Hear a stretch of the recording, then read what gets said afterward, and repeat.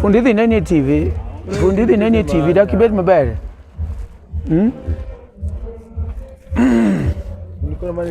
Bas fundi. Ang'o miwacho tend Ruto ni? Wacha guona ne jopiny ma ing'eni kori neni te baba nyaka mera chora ne koni matin chora ni tend Ruto bath koni jama nyado no nente baba golo guru mondo jogo neni maber. Tend Ruto ni konyi komora ahinya. Nang'o? Mokwongo ne gikwalowa. Ne gikwalo baba? Kaka si kwalowa wane Migori County ka to onge mwatime. Nikech Migori County ka ne mar Ochilo. En mar Ochilo yako? Ochilo yako mbogo mokawo no.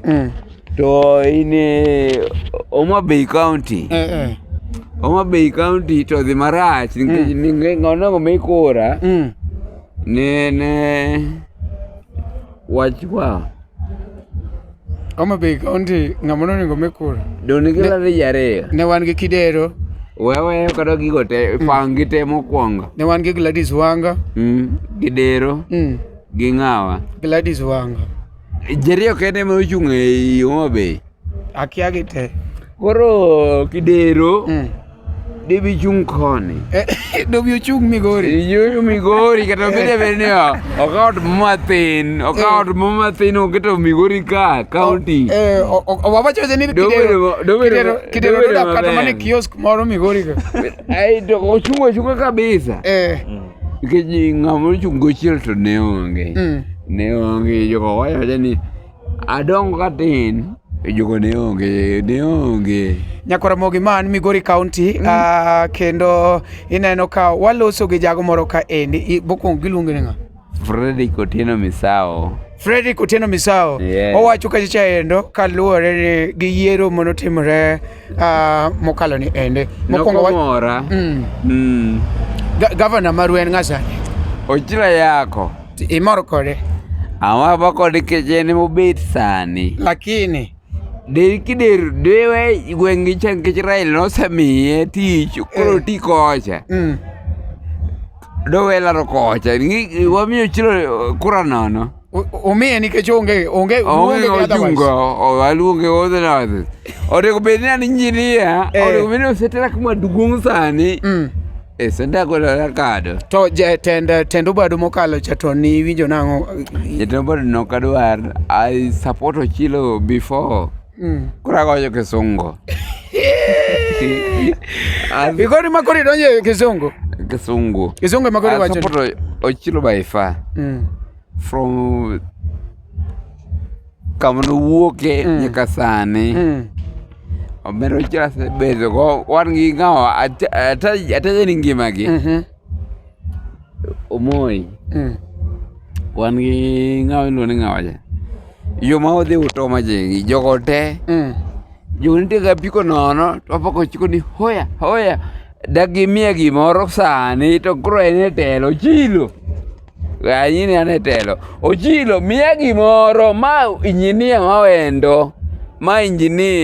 mawendo dakimiya gimoro matina wapote joji onge ka jogo te onge an pura nawendo komadhe kongocha maji thoecha kanya we ganyo ji tho ka kongo dong ji wan kwa tho serikal olosnwa e serikal tika mina kinyi ka ji thoe mang'eny kabisa asewito sipna auchiel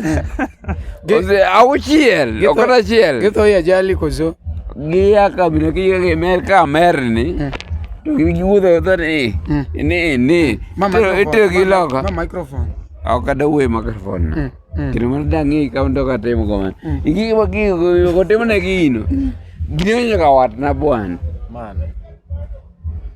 gin jominego koso yani nega gi pala gi bet gi gino aniteno Ochilo be serious Ochilo nyaka ne gino rachna kabisa gino rachna kabisa allow me address Ochilo yako. I have this guy here that is really complaining about the neking koraj Kisungu Ameran wanyisi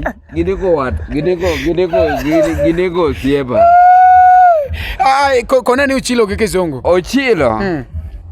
You are my governor. Do you know my major? Okay. I'm in this area. Kuro gimanitimo na rach na unego max kapoko chamo kata tendi. Unego max kapoko chamo kata tendi midonje ni totelo wamanyo mera. Wamanyo. Max awito ko awite sare. Akani machino wachango. Ndaro akani max no wachango. Koro mogi kango madangi wache ne jo Kenya kaluore gi piny masani. Imbe piny technical so into piny betu ridore Koro mane da wacho ne Ochilo wuda yako. Piny dore na an kawuok kata nyaka Utoma. Utoma bei sani ni 100 chon na ido gi 170 kata 50. To sani idhire na koro mar ariyo. Gikonyowa nikech koro aneno ka ji gore koni gi koni. Gidholuo. An kony madwaro. Onego ang'e loso tinga. Otere county, aloso tingni ma county ka. Moko kethra ni, taseloso. Grade ko timra ni, aloso. Koro kiyo peya warupa, wini Ochilo dwa grade. Oduro grade maloso ni, oduro ng'angi certificate. Angi certificate. Mar class aboro? Aboro akalo. Gigo te akalo. Itimo engineering? Atimo diploma. Okay. Engineering. Amoro dead engine. Where? In what? Oh, wewe jogo. Wewe kanyi. Atime interview ni kanyi. Kikalo Rongo University. Sani ilungani university. Ilikuwa institute. Ama nimeongea ilikuwa institute. Institute? Yeah. Institute of Technology. Institute of Technology? Yes. All right. Beyond Sunday, bas. Ashida nini.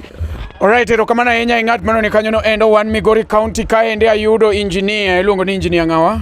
Frederick Otieno. Engineer Frederick Otieno owacho kacha endo ni en kwayo ne maduong' kwayo county ma wego Chilo kacha endo kwayo ne mokwongo en nek matimore ma osewito kod osiepene kabisa. Kasto bathe kocha endo kwayo county ne kanyalo kete en kaka engineer mondo obede county makoponi ati nitie ng'ikni moko e mashindegi to onyalo konyo ma oko luong jomoko koya kuonde moko.